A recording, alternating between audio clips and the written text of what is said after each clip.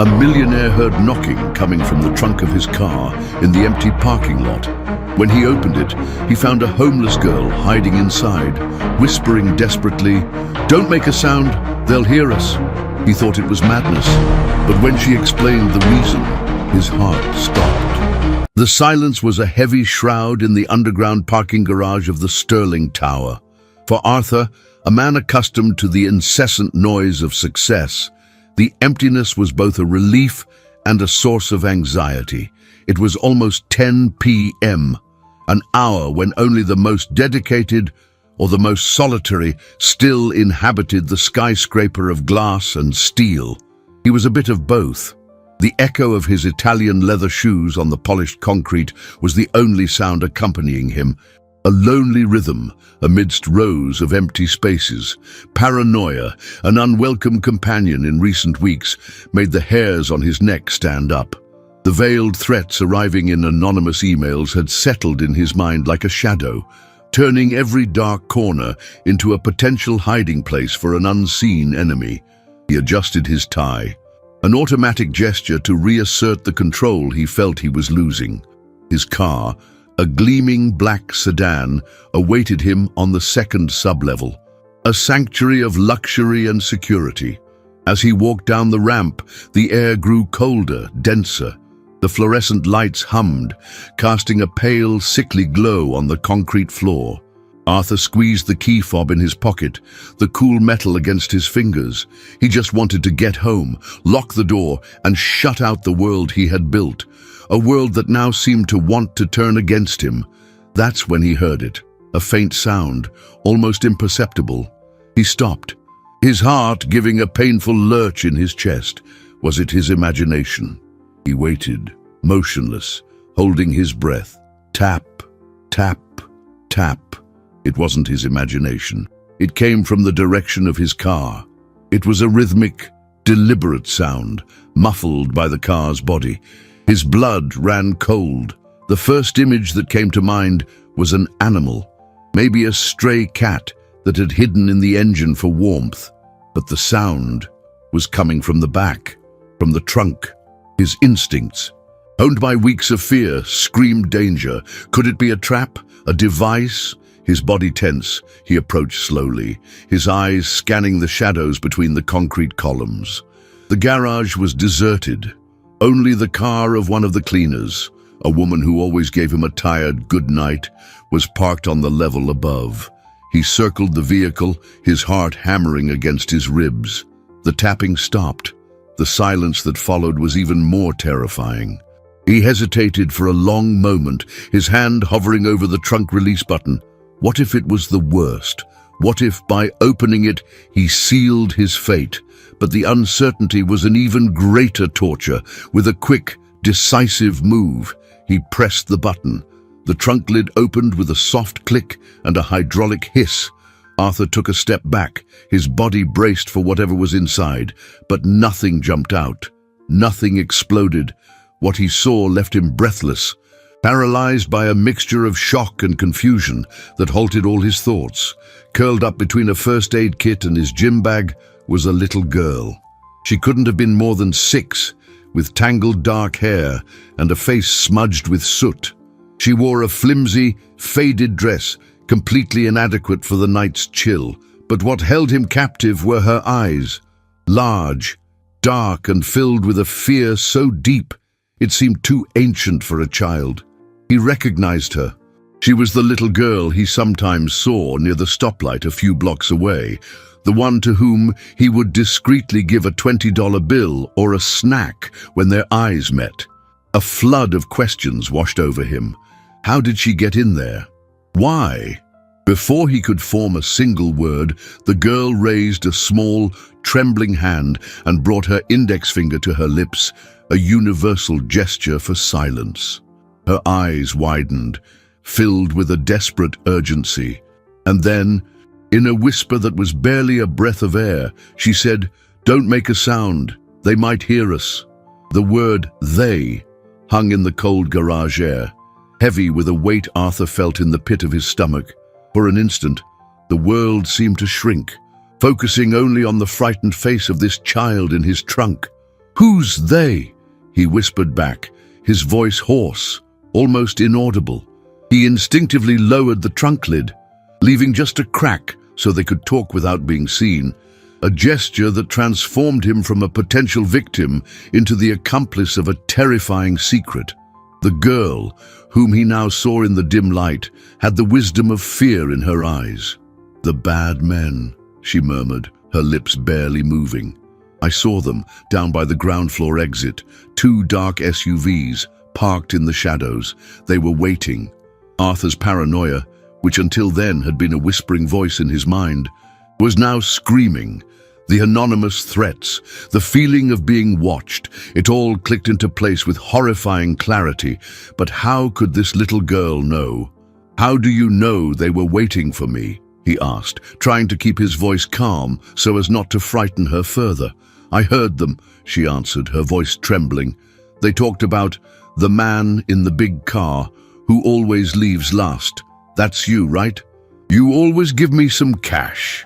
A chill ran down Arthur's spine. She wasn't imagining things. She watched him, his discreet generosity, one of his few acts of genuine connection with the world outside his corporate bubble, had forged an unexpected bond, a tiny guardian he never knew he had. "I hid when I saw them looking this way. The trunk was a little bit open," she explained, as if justifying her trespass. He felt a pang of guilt. That minor defect in the latch, which he had been putting off fixing, might have just saved his life. The duality of his situation hit him hard. He was a powerful man, with the resources to fight any corporate enemy, yet here he was, huddled in the sub-level of his own building, being warned by a street kid. His protective instinct, normally reserved for the vulnerable he helped from a distance, now focused entirely on her. She was no longer a stranger. She was an ally. "All right," he said, a decision forming in his mind. "We need to get out of here without them seeing us. But first, I need to be sure." He looked around. The small security booth on this level, usually empty at this hour, had a monitor displaying the feeds from the garage's cameras. It was his only chance to confirm her story without exposing himself. "Stay here. Don't make a single sound," he ordered softly, closing the trunk completely, plunging her into darkness. Her heart must be racing, he thought, feeling the weight of his responsibility. He moved in silence, crouching between cars, each step a gamble. The sound of his shoes seemed like thunder in the oppressive silence. Finally, he reached the glass booth. The door was unlocked. He slipped inside and his eyes went straight to the wall of monitors.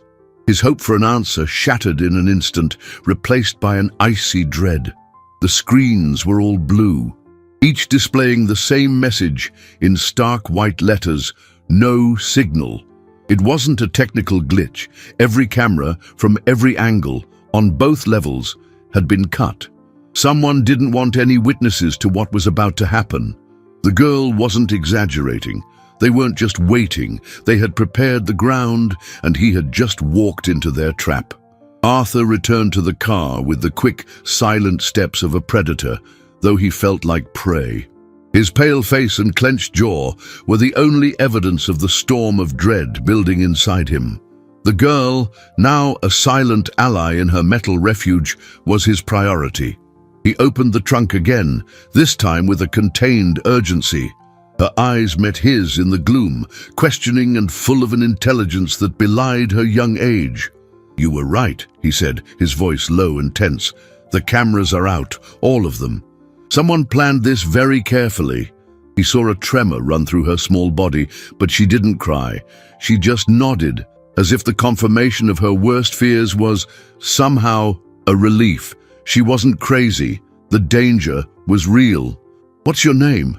he asked suddenly, realizing how absurd it was not to know what to call the person who had just saved his life.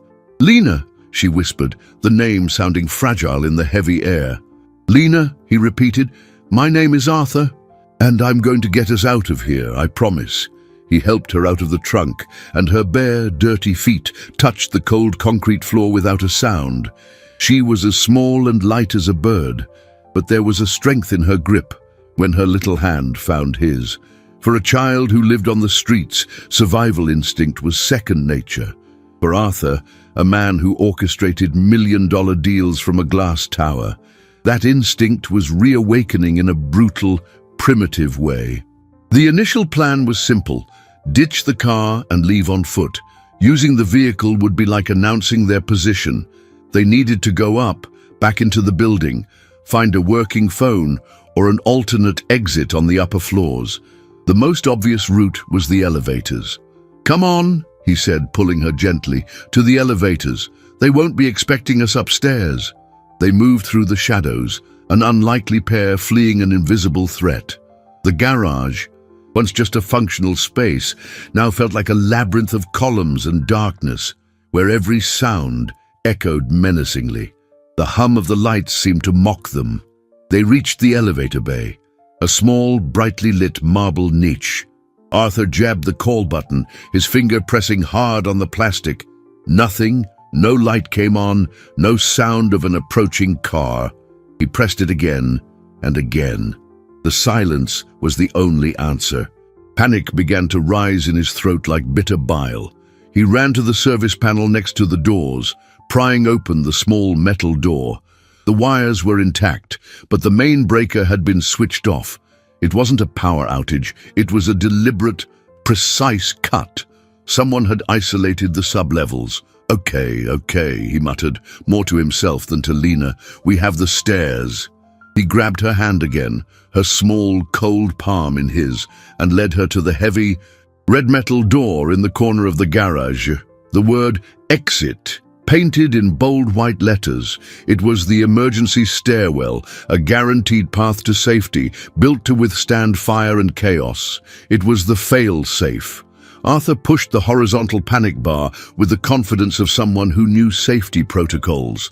The bar moved, it clicked, but the door didn't budge. He frowned, confused. He pushed harder, putting his body weight against the cold metal. The door groaned in protest, but remained stubbornly shut. It wasn't jammed, it was locked. From the outside, he peered at the crack between the door and the frame, and his heart stopped. Wedged on the other side, completely blocking the mechanism, was a heavy metal wedge, hammered in tight. They weren't just being waited for downstairs, they were caged. The metal door remained inert, a cold, impassive barrier.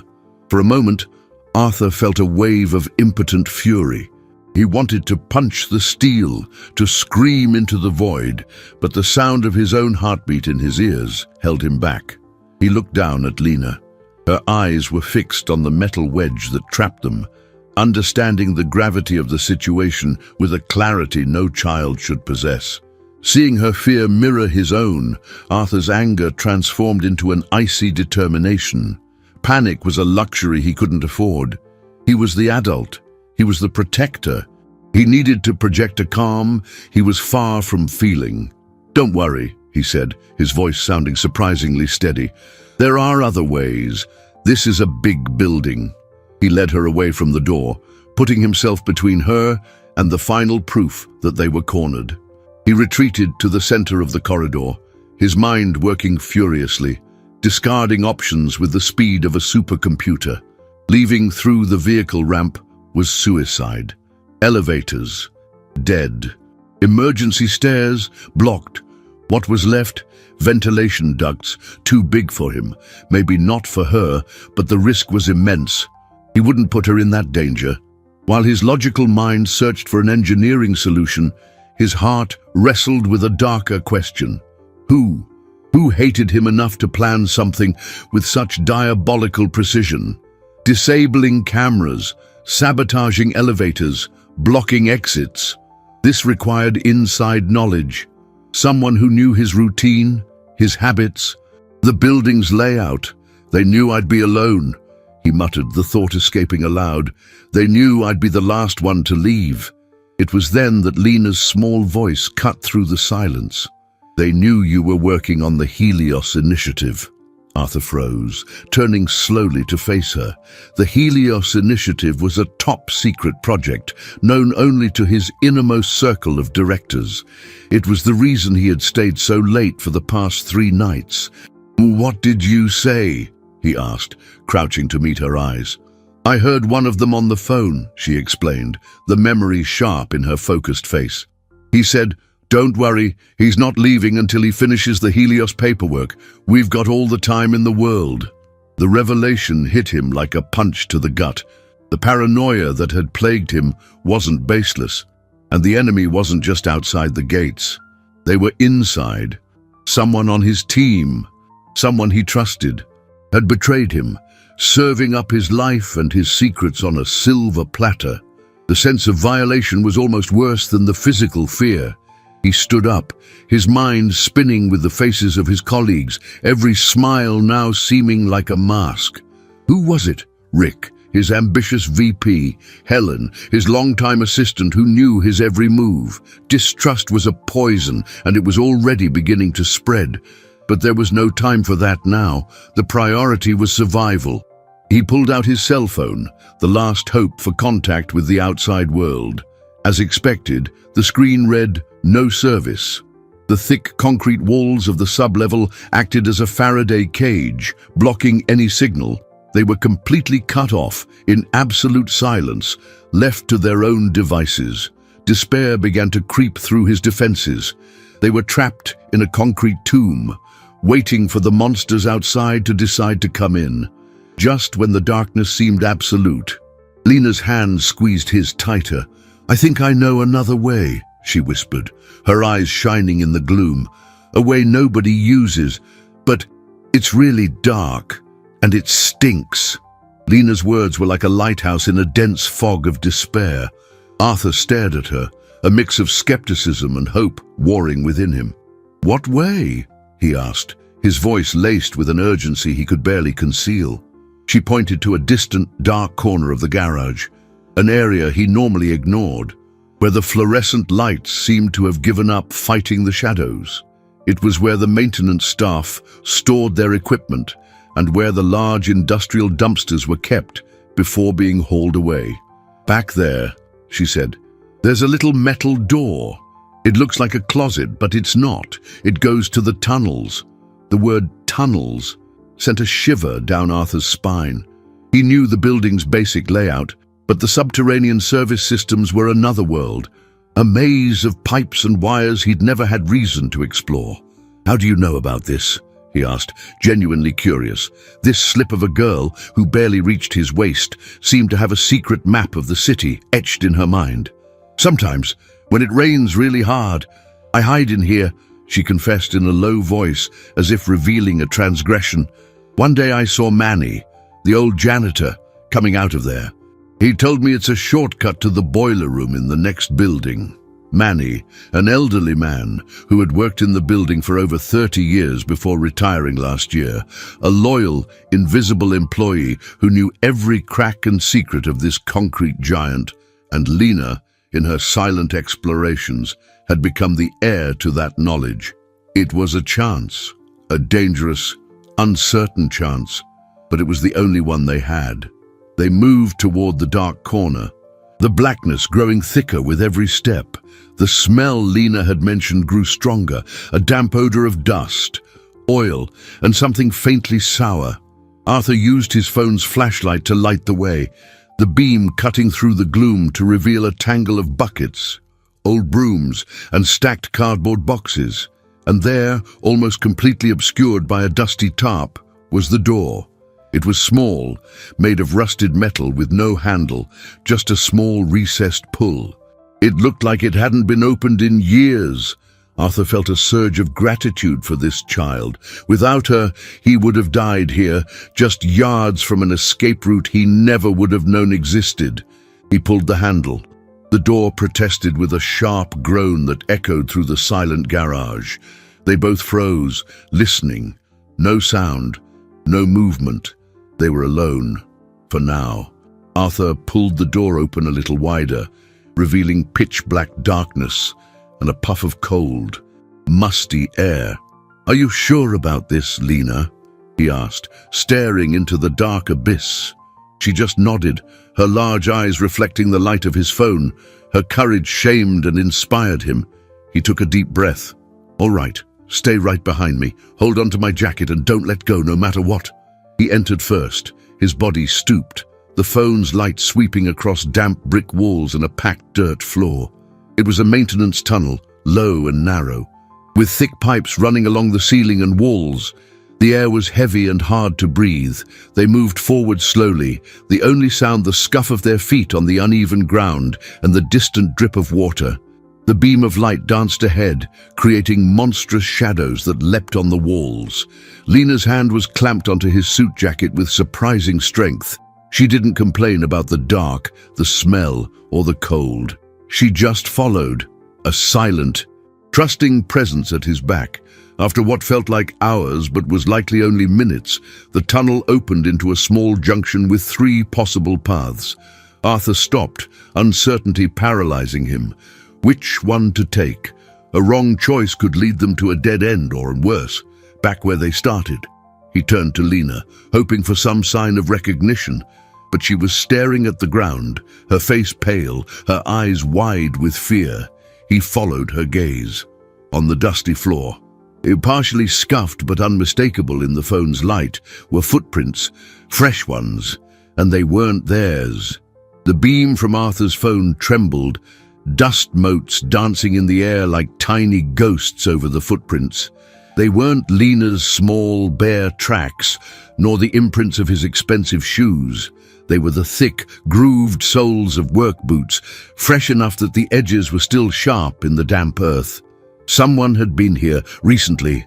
The air in the tunnel seemed to grow heavier, colder. The feeling of escape was replaced by the horrifying suspicion that they might be walking straight into a second trap. Arthur pulled Lena behind him, his body forming an instinctive shield. His mind raced. Had the men upstairs guessed their plan, or was someone else involved, someone who knew these secret paths as well as old Manny? "Which way now?" he whispered, his voice taut. He turned to Lena, no longer as an adult guiding a child, but as a commander consulting his most valuable scout. In this dark, subterranean world, her experience was worth more than all his millions. Lena didn't answer immediately. Her large, serious eyes scanned each of the 3 tunnels ahead. She crouched, her little finger hovering over the tracks, not quite touching. Then she looked at the dust accumulated at the entrance of each passage. "That one," she said, pointing to the middle tunnel.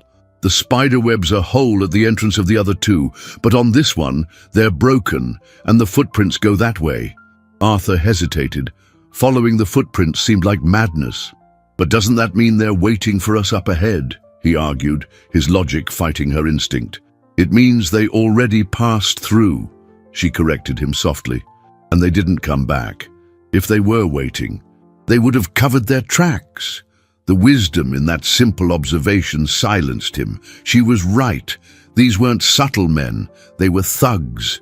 They had passed through, likely on a hasty search, and moved on. Trusting Lena was the biggest risk and the only hope they had. "All right," he said, "let's go," but slow and absolute silence. They entered the middle tunnel, one step at a time. The passage felt narrower than the last, and the smell of mildew was stronger. Every 30 feet, Arthur would stop, switch off the flashlight, and listen in the total darkness. Nothing but the dripping water and the thud of their own hearts. Suddenly, a distant metallic sound echoed through the tunnel from above. A clang. They froze. Then voices, muffled, indistinct, but undeniably human. Salvation or damnation was close. They continued, moving with agonizing caution, until they saw the source of the light and sound, a rusted metal grate in the ceiling, about 10 feet up. The weak light of a single bulb filtered through it, along with the fragments of the voices. Arthur found a recess in the wall where thick pipes crisscrossed, creating a makeshift ladder. "Get on my shoulders," he whispered to Lena. "Try to see what's up there." With the agility of a cat, she scrambled up his body and steadied herself on the pipes. Peeking through the grate, she was still for a long moment. When she climbed down, her face was pale. "It's the cleaning lady," she whispered, her eyes wide. "Maria, she's on the phone." A knot formed in Arthur's stomach. "Maria, The woman with the white hair and tired smile who always wished him a good night. The image didn't fit. "What is she saying?" he asked. She said, "They're not in the car. The boss says to check the service tunnels." The girl, "If you find her, bring her too. She saw too much." The betrayal was a physical blow, leaving Arthur breathless. It wasn't just one of his executives. It was the cleaning lady, the most harmless, omnipresent figure in the building. She was their eyes and ears. And now, Lena was no longer an accidental witness. She was a target. In the midst of this terrifying thought, a loud sound of metal dragging on concrete came from above. Lena looked at him. Panic stamped on her face. Arthur helped her climb up again to look. He saw her stiffen, her small hand flying to her mouth to stifle a gasp. Slowly, the faint light from the grate began to diminish, swallowed by a growing shadow, until it was blocked completely. A final noise, a dull, heavy thud, and the darkness engulfed them completely. Maria had covered the grate with a heavy steel plate, sealing their only way out and plunging them into the most absolute, terrifying darkness. The darkness that swallowed them was unlike anything Arthur had ever experienced. It wasn't the soft dark of a bedroom at night, but a physical, oppressive blackness that pressed on his eyes and seemed to suck the air from his lungs. The final thud of the metal plate on the grate still echoed in his ears, the sound of their hope being sealed shut. For a long moment, the only sound in the tunnel was Lena's ragged breathing beside him.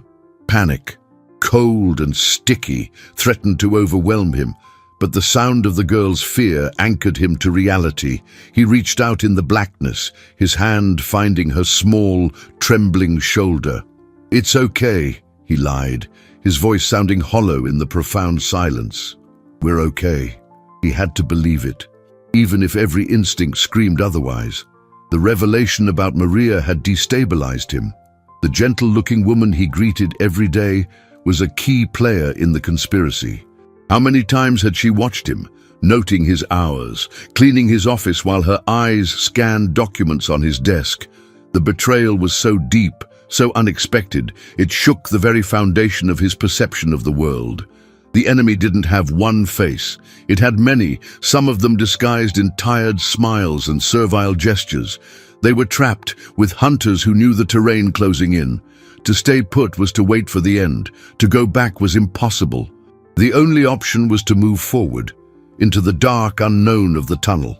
He switched his phone's flashlight back on, but this time the light seemed dimmer, more vulnerable, a tiny pinprick of defiance against an infinite blackness. The beam revealed the damp walls and the uncertain path ahead. "Lena," he said softly. "Manny, did he ever say where this tunnel leads exactly?" Lena sniffled, fighting to control her fear. He said, "It comes out in the boiler room of the old building." The old building. It was an adjacent red brick structure, a relic of a bygone industrial era that Arthur's company had bought years ago but never renovated. It was derelict, slated for demolition. It was a desperate gamble, but it was the one they had. "Then that's where we're going," he declared, trying to inject a confidence he didn't feel into his voice.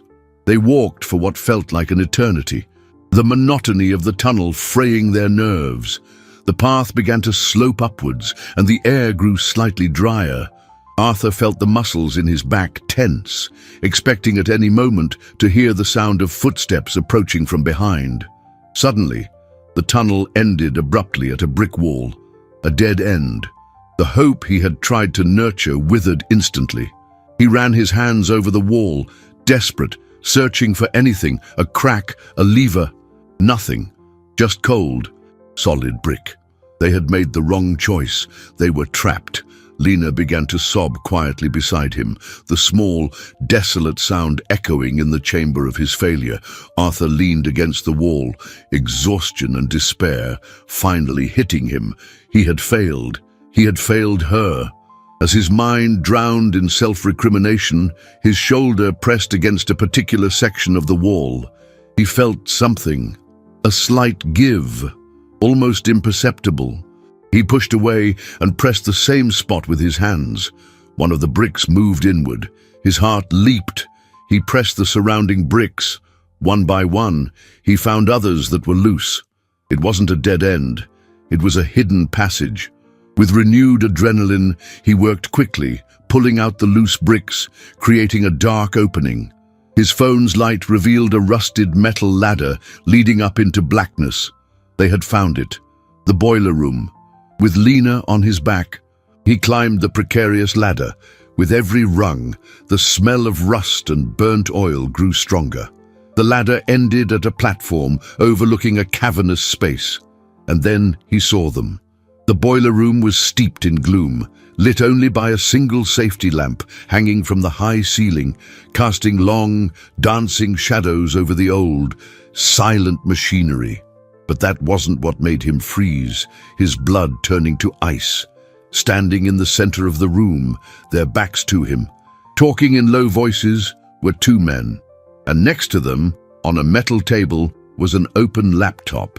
The screen glowed in the dark, displaying not a business plan or an email, but the detailed security schematic of his building, with every camera marked in red. They weren't waiting in the garage. Here, in this forgotten sanctuary, was the real command center of the operation.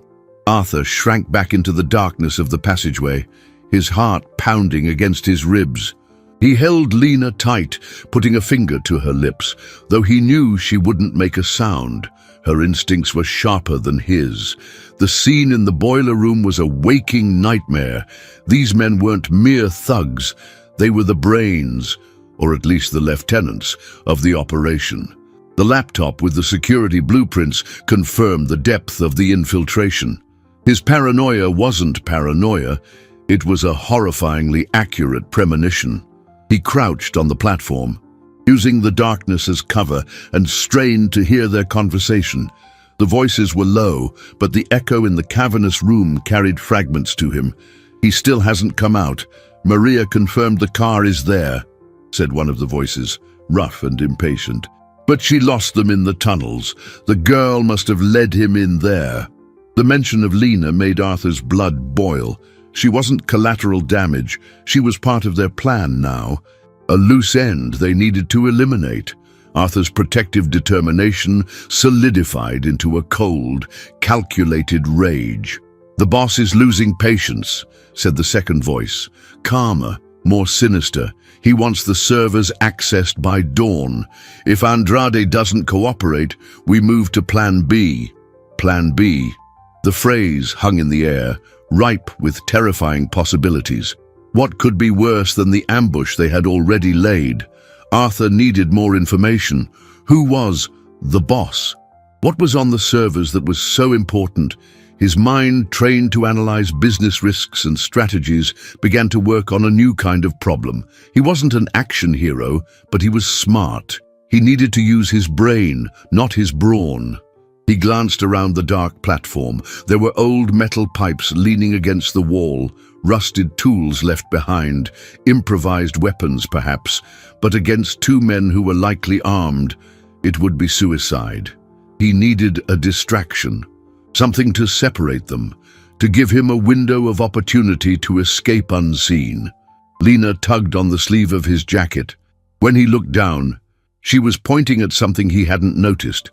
A large red valve wheel, connected to one of the main pipes that ran down to the dormant boilers. Next to it, a faded plaque read, "Emergency Steam Release." It was an old system, likely unused for decades, designed to vent pressure from the boilers in case of overheating. Would it even work? It was a huge risk. The noise could draw their attention, but it could also create the chaos he needed. He looked at the men, then at the valve. It was the only card he had to play. He gestured for Lena to hide behind a large metal girder, as far from the valve as possible. She understood immediately, moving like a shadow.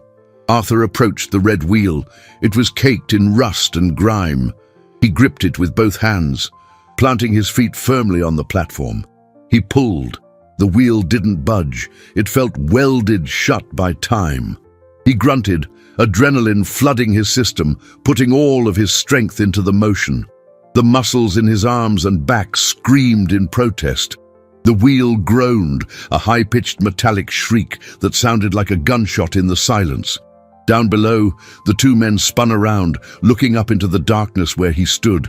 "What was that?" one of them said, his hand moving to his jacket. They had heard him. It was over. Just as panic threatened to paralyze him, the wheel finally gave way, turning with a deafening screech. A deep, guttural hiss began to emanate from the bowels of the pipes, a sound that quickly grew into a thunderous roar. The entire platform began to vibrate beneath his feet. Before the men could react, a deafening jet of scalding white steam erupted from an exhaust pipe on the far side of the room, enveloping everything in a thick, choking fog. The roar of the steam was deafening, an invisible monster filling the boiler room with its furious scream. Arthur was thrown back by the vibration, his ears ringing. The scalding white fog rose instantly, swallowing the two men and the glow of the laptop in an impenetrable cloud. Shouts of surprise and pain echoed from below, followed by violent coughing. The distraction had worked, perhaps too well. He scrambled to where Lena was hiding, the heat from the steam already rising and making the air hard to breathe. "Now!" he yelled over the din, grabbing her hand. "We have to get out of here." They clambered down the metal ladder as fast as they could, the rungs slick with condensation. By the time their feet hit the concrete floor, the room was almost completely obscured by the fog. Arthur could see only silhouettes moving disorientedly in the chaos. This was their chance. He pulled Lena toward the opposite wall from where they entered, seeking the main door he assumed would lead out of the abandoned building. They moved in a crouch, using the husks of the old boilers for cover. The noise was their best camouflage. Suddenly, a figure staggered out of the fog, directly into their path. It was one of the men, his face red and eyes watering, coughing uncontrollably. Arthur froze, his heart in his throat. He pushed Lena behind a large metal pillar and braced himself for a confrontation. The man saw him. His eyes widened in recognition, then narrowed in fury. He lunged forward, his hand still inside his coat. Arthur didn't think. He acted on pure protective instinct.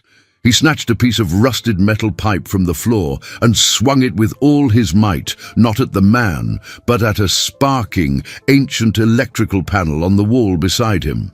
The impact of metal on metal produced a blinding shower of sparks, followed by a loud pop. The few lights still working in the room flickered and died, plunging everything into near total darkness, broken only by the ghostly glow of the steam, illuminated by the single remaining emergency lamp. The man recoiled, momentarily blinded. It was the opening Arthur needed. He grabbed Lena and ran, stumbling through the dark, guided only by his memory of the room's layout. He found the door, a heavy metal pushbar just like the one in the stairwell. He threw his shoulder against it, and it groaned open, revealing not the night outside, but another dark, dusty corridor. They slipped through, and Arthur pulled the door shut behind them, hoping the noise from the steam would muffle the sound. They were in a service hallway of the abandoned building. The air was still and smelled of decay. At least they were out of the boiler room. But they weren't safe. Arthur knew it wouldn't be long before the men recovered and came after them.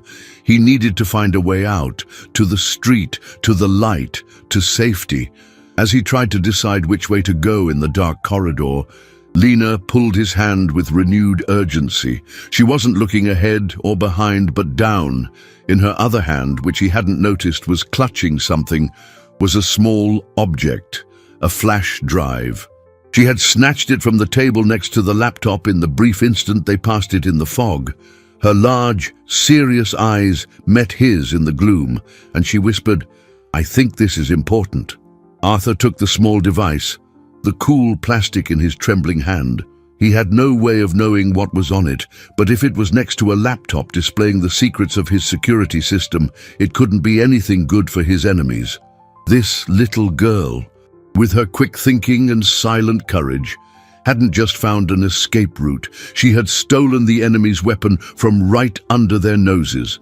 but possessing that small object transformed them from fugitives into bearers of something their pursuers desperately wanted back. The danger had just escalated exponentially. Before he could fully process the significance of what she'd done, a loud bang of metal on metal echoed from down the hall. The boiler room door had been kicked open. "They're in here! Check everywhere!" a voice yelled, the rage making it almost unrecognizable. They had been too fast. The hunt was back on. The shout down the hallway was a starting gun. Arthur didn't hesitate. He pulled Lena in the opposite direction, running clumsily through the darkness. The beam of his phone's flashlight danced wildly, revealing a path littered with debris and dust. Behind them, the sound of heavy boots sprinting toward them was a drumbeat marking the rhythm of their panic. The flash drive in his pocket felt like it was burning against his skin, a beacon drawing the wolves. They rounded a blind corner and came upon a spiral service staircase, leading up into the blackness of the upper floors. It was their only option. Go up.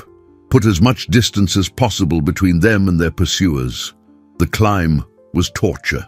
The metal steps, eaten by time, groaned and swayed under Arthur's weight. He was practically carrying Lena, who clung to him, her breath coming in small, frightened gasps. The voices below grew louder, echoing in the stairwell. "They went up! Go get them!" Arthur forced his legs to move faster, his heart hammering in his chest, the air burning his lungs. They climbed 1, 2, 3 flights, the derelict building revealing itself to be a vertical maze of decay. At each landing, locked doors or hallways leading into unknown blackness, there was no time to explore. The only way was up. On the 4th floor, he saw it. A window. It was caked with grime and boarded over, but through a crack, he could see the distant glow of city lights. Civilization was so close, yet it felt like another universe. The sight, however, gave him an idea, a risky one. He stopped on a dark landing, panting, and pulled Lena into a corner. "Listen," he said, his voice raspy. "We're going to split up." The fear in her eyes was like a knife in his heart, but he saw no other way. "It's the only way. They're after me. And this," he said, touching the pocket where the flash drive was. "You're small and you're fast. You know the shadows better than anyone. I need you to hide. Find a place where no one would ever think to look." Tears finally welled in Lena's eyes, tracing clean paths down her dirty face. "I know," she whispered, her voice thick. "I'm not leaving you." "You're not," he insisted, gripping her small shoulders. "You're going to save me. Again. When they pass, you go down and you get out of here. Find help. Show them what's on this." He pressed the flash drive into her hand and closed her fingers around it. "Can you do that for me?" For a long moment, she just stared at him, the conflict plain on her face. Then, the girl who survived on the streets took over. She wiped her tears with the back of her hand and nodded, her chin trembling but her eyes filled with a fierce determination. The sound of the boots on the steps was dangerously close now. "Go!" he ordered. "Now!" She turned and vanished into the darkness of a side hallway like a ghost. Arthur took a deep breath, his chest aching with the decision he'd just made. He turned and continued up the stairs, making as much noise as he could, yelling as if in exhaustion. "Up here! He's still going up!" the voice shouted from below. He was drawing them away from her. It was the only thing that mattered. He reached the top floor, the roof. The door was jammed, but with a desperate kick, he broke it open and stumbled out into the cold night air. The roof was a plateau of gravel and tar, surrounded by a low parapet. The city sprawled below him, a sea of glittering lights. Indifferent to his drama, he ran to the far edge, looking down into the dark alley many stories below. There was no escape. The door behind him burst open, and the two men stepped onto the roof, dark silhouettes against the city-lit sky. They didn't run. They walked slowly toward him, savoring the moment. "End of the line, Andrade," the calmer voice said, now dangerously close. "You gave us quite a run. Now, give us what the girl took." And maybe we'll make this easy on you." Arthur backed away, his body tense, trapped between his hunters and the deadly drop. He was unarmed, exhausted, and out of options. But as he looked at their faces, illuminated by the city glow, something unexpected happened. One of them he didn't know, but the other he knew very well. It was Rick, his vice president, his right-hand man, the man he'd considered a friend. The revelation hit Arthur with the force of a physical blow. Rick, the familiar face, now twisted into a mask of greed and contempt, was more shocking than any drawn weapon. The betrayal had a name, a face, a shared history of late-night meetings and trusting handshakes. "Rick," the word escaped Arthur's lips, a whisper of disbelief and pain. "Why?" Rick let out a short, bitter laugh, devoid of any humor. "Why? Because I'm tired of being your shadow, Arthur. Tired of doing all the dirty work while you take the bows and play philanthropist with our money. This company should have been mine." Every word was poison, rewriting years of shared history. The ambition Arthur had always seen as a quality in his VP was in fact a corrosive resentment, festering just beneath the surface. The boss the thug spoke of wasn't some powerful stranger, but the man standing a few feet away from him. "What's on the servers? What's on this flash drive that's worth all this?" Arthur asked, his mind racing to buy time, to understand the scope of this conspiracy. "Everything," Rick said, taking a step forward. "Proof, records of all our side deals, arrangements you, in your impeccable morality, would never approve. We were about to move everything to offshore accounts, wipe the records, and leave you holding the bag as the company collapsed, looking like an incompetent fool. But you and that little street rat had to ruin everything." The puzzle snapped into place. It wasn't just personal revenge. It was a massive corporate coup, designed to gut the company and destroy his reputation. The ambush in the garage wasn't to kidnap him, but to force him to grant access to the servers, to accelerate their timeline. His silent refusal, orchestrated by Lena, had unraveled their plan. Arthur glanced at the chasm behind him, and then at the two men before him. He was in a perfect trap, but they didn't know one thing. They didn't know that the proof they so desperately wanted was no longer with him. His only job now was to make sure Lena had enough time to get away. "You'll never get away with this," Arthur said, his voice steady, finding a strength he didn't know he possessed. The strength of a father protecting his child. "You can get me, but you won't get what you want." Rick smiled. A chilling, dead-eyed smile. "Oh, I think I will. We'll still find the girl. Maria's looking for her. Once we have her, you'll give us everything we want to keep her safe. Children are such an effective leverage." The veiled threat against Lena ignited a primal fury in Arthur. The facade of the civilized businessman crumbled, revealing something raw, more desperate. He wasn't going to wait to be taken. He was going to fight. He glanced to his side, at a pile of rusted rebar left from some forgotten construction. In one fluid, unexpected motion, he lunged for it, grabbed one of the metal rods, and spun to face his tormentors. The unknown thug drew a gun, but Rick held up a hand, stopping him. "No, no noise! I'll handle this myself." Rick shrugged off his suit jacket, revealing a physique Arthur had never suspected beneath the tailored suits. He was stronger, younger. Arthur's chances were slim to none. But he wasn't fighting to win, he was fighting for time. As Rick advanced, Arthur backed away, keeping the iron rod between them. His mind was with Lena, hiding somewhere in that dark, decrepit building. Was she safe? Had she found a way out? The sound of a siren far in the distance, a faint wail in the city's symphony, reached his ears. Was it his imagination, or had Lena made it? The hope was a small, flickering flame, but it was all he had. Rick attacked, fast and brutal. Arthur parried the blow with the rebar, the impact vibrating up his arms. He was outmatched, exhausted, and untrained. Rick disarmed him with a quick twist, the iron rod clattering to the ground. He was defenseless, Rick grabbed him by the collar, his face inches from Arthur's, his eyes burning with hatred. "It's over, Arthur." He shoved him hard, backward, toward the edge of the roof. Arthur stumbled, his heels finding empty air. He teetered, his arms flailing. The 12-story drop a terrifying certainty. The world turned upside down. For a fraction of a second that stretched into an eternity, Arthur felt nothing but the void beneath his feet. The city lights became a warm, colorful blur, rising up to meet him as the cold night wind screamed in his ears. The image of Rick's triumphant face was the last thing he saw before his body tipped backward into the darkness. The end. This was how it ended. Not in a boardroom, not in a hospital bed in his old age, but in a silent, anonymous fall from a forgotten building. A flash of images flooded his mind. His father's disappointed face, the glow of his first $1 million, the loneliness of his luxury penthouse, and then Lena's face, her wide, frightened eyes in the trunk, the trust in her small hand, the flash drive she'd given him.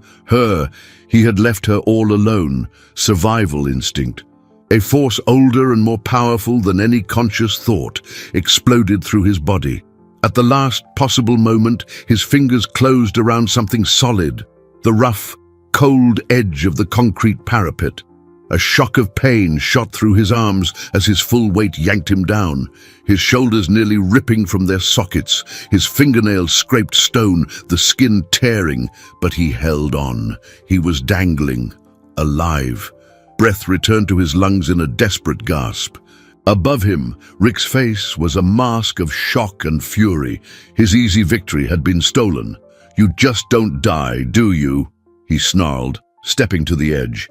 He raised his foot, ready to stomp on Arthur's fingers, to finish the job. Hanging between life and death, muscles screaming, vision tunneling, Arthur saw with absolute clarity. He wasn't fighting for his company. He wasn't fighting for his reputation or his money. He was fighting for her. The little girl who saw him not as a millionaire, but as the man in the big car, who was kind to her. The child whose loyalty and courage outshone all the betrayal and greed he had just witnessed. In that moment, he understood that the life he had so carefully protected, the life of luxury and isolation, meant nothing. But the chance to see Lena safe, to give her the life she never had, meant everything. That protective love, pure and fierce, was a surge of adrenaline that set every fiber of his being on fire. As Rick's shoe came down, Arthur used his last ounce of strength. He swung his body, using the pendulum motion to kick out at Rick's other supporting leg. The blow was clumsy, desperate, but it worked. Caught off guard, Rick lost his balance. He staggered backward, his arms windmilling wildly, his shout of surprise turning into a scream of panic. He tried to right himself, but his expensive dress shoes slipped on the loose gravel near the edge. He fell, not away, but toward Arthur, his body slamming into the parapet. Arthur felt Rick's hands clamp onto his wrists, not as an act of salvation, but in a spasm of panic, a desperate attempt to hold on to anything. The added weight was too much. Arthur's fingers, already at their limit, began to slip. The concrete crumbled under the strain, the stone giving way. The sound of the sirens, once distant, was now unmistakably louder, rising from the streets below, but it was too late. With one last cry of effort and terror, Arthur's grip failed, and locked together in a deadly embrace, he and Rick plunged into the abyss. The fall was a symphony of terror. The wind roared, stealing breath and screams. Arthur closed his eyes, accepting the inevitable. But the final impact never came. Instead, a violent jolt, a searing pain across his torso, and the world stopped falling. He opened his eyes, blinking in confusion. He wasn't flying, nor was he splattered on the pavement. He was suspended in midair, about 2 stories below the roof. A tangle of thick cables and old construction tarps, attached to forgotten scaffolding on the side of the building, had broken his fall, snaring him like an insect in a web. Rick hadn't been so lucky. His grip had broken loose during the initial tumble, and Arthur had seen him plummet past, a dark shape disappearing into the blackness of the alley.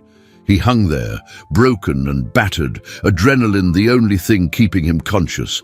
Red and blue lights pulsed below, illuminating the mouth of the alley.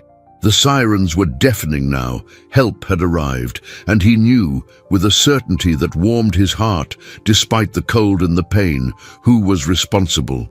Lena. She had made it. She had saved him one last time. The sound of hurried footsteps on the roof above, followed by powerful flashlight beams sweeping the side of the building, confirmed his hope. "There! We got one!" a voice yelled. The light blinded him, but it was the most welcome sight of his life. The rescue was a slow, meticulous operation. Firefighters rappelled down, secured him in a harness, and hoisted him back to the safety of the roof where paramedics and police officers were waiting. Every movement was agony, but the only thing on his mind was Lena. "The girl," he managed to say, his voice a raw croak as they laid him on a stretcher. "A little girl. Is she safe?" A police officer with a kind, weary face knelt beside him. "She's safe, Mr. Andrade. She's the one who called us, used a payphone 3 blocks from here. Bravest kid I've ever seen. Not only gave us the location, but she handed this over." The officer held up a small evidence bag. Inside it was the flash drive. As they carried him toward the ambulance, the world became a blur of flashing lights and concerned faces. He saw Maria being led away in handcuffs, her face pale and defeated. He saw Rick's body being covered with a sheet in the alley. He saw the remaining thugs surrendering on the roof. The conspiracy had crumbled. In the ambulance, wrapped in a foil blanket, the pain of his injuries beginning to register, he finally saw her. Lena was sitting in the corner, bundled in a wool blanket far too big for her, a cup of hot chocolate in her hands. A female officer sat beside her, speaking to her in a low, gentle voice. Their eyes met across the small space. No words were spoken. None were needed. In her eyes, he saw relief, fear, and an unshakable loyalty. In his, she saw a gratitude so profound, so overwhelming, it transcended anything money could ever buy. Their journey, which had begun in the terrified silence of a dark trunk, had ended under the spinning lights of salvation. The secrets on the flash drive, combined with Arthur's testimony and the confessions that followed, exposed the entire corrupt network. Rick and his secret partners had been siphoning millions, planning to frame Arthur for the fraud before disappearing. Other business owners, victims of the same scheme, finally saw justice. Arthur's company took a hit, the revelations shaking investor confidence, and a painful restructuring was necessary. But as he lay in his hospital bed, ribs broken and body aching, Arthur had never felt richer. He had lost a portion of his fortune, but he had found something infinitely more valuable. He had found a purpose. He had found a family. He asked to speak with social services the next day, the request clear and unwavering in his mind. He wanted to begin the process of adopting Lena.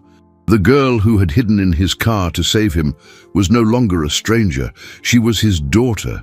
3 weeks after that terrifying night, morning sun streamed into Arthur's office. But it wasn't the office at the top of the glass and steel skyscraper. It was a smaller, warmer space in a lower, more discreet building. The grand mahogany desk had been replaced with one of light wood, and instead of stock charts and financial reports, the wall displayed a series of colorful crayon drawings depicting a man in a suit and a dark-haired girl holding hands. Arthur looked at the drawings, a genuine smile spreading across his face. His ribs still ached if he breathed too deeply, and the bruises were only just starting to fade, but he had never felt more whole. The door opened and Lena came in, not with the shyness of a street kid, but with the bouncing confidence of someone who belonged. She wore a bright yellow dress and new sneakers that shone in the light. In her hands, she carried a small pot with a single daisy. "For your desk," she said. placing it carefully next to the picture frame that now held their first photo together, taken the day she was released from the temporary shelter. For good luck, Arthur reached out and stroked her hair, now clean and tied back in a ponytail. "It's the most beautiful thing I've ever seen," he said. And he meant it. The simplicity of that gesture, the purity of that affection, was worth more than any work of art he had ever owned. The investigation had revealed the truth behind Lena's presence that night. Her childlike intuition, sharpened by life on the streets, had made her notice the bad men, and Maria's suspicious behavior weeks earlier. She began following them, not out of heroism, but out of a protective instinct for the one person who had ever shown her kindness. She had stumbled upon their plan by accident, overhearing conversations and piecing things together. Hiding in the trunk was a desperate act by a child trying to warn a friend, the only way she knew how. Her story ran even deeper. The ex-partners Rick had brought into the scheme were the same men who, years before, had ruined her father's small construction business with a fraudulent deal, leading to the disintegration of her family. Unknowingly, Lena hadn't just been saving Arthur, she was avenging her own family. The adoption process was moving forward smoothly. The authorities, aware of the extraordinary story that bound them, were expediting the proceedings. Arthur's life had been transformed. He sold his majority stake in the company, keeping only enough to live comfortably and secure Lena's future. He stepped away from the cutthroat corporate world that had nearly destroyed him and began dedicating his time and resources to a foundation to help homeless children, a foundation that Lena, with her innate wisdom, helped guide. The paranoia that once haunted him was gone, replaced by a cautious trust and a new sense of purpose. He no longer had to protect himself from invisible enemies, because now he had something to fight for in the open. That afternoon, they walked through a park together, the sun warming their faces. Lena held his hand, chattering about the school she would start next week, about the colors she wanted for her new room, about the dog they might get. Arthur listened to every word, every detail, as if it were the most important piece of information in the world. He was no longer just a millionaire, he was a father. He looked down at the girl beside him, the child who had entered his life hidden in the darkness of a trunk, and realized the irony. He thought he was offering her a rescue, a new life. But the truth was, she had rescued him. She had rescued him from the loneliness of his wealth, from the prison of his fear. She hadn't just saved his life, she'd given him one. The child found in his car was not the beginning of a nightmare, but the end of a long, lonely night and the start of a beautiful, unexpected dawn.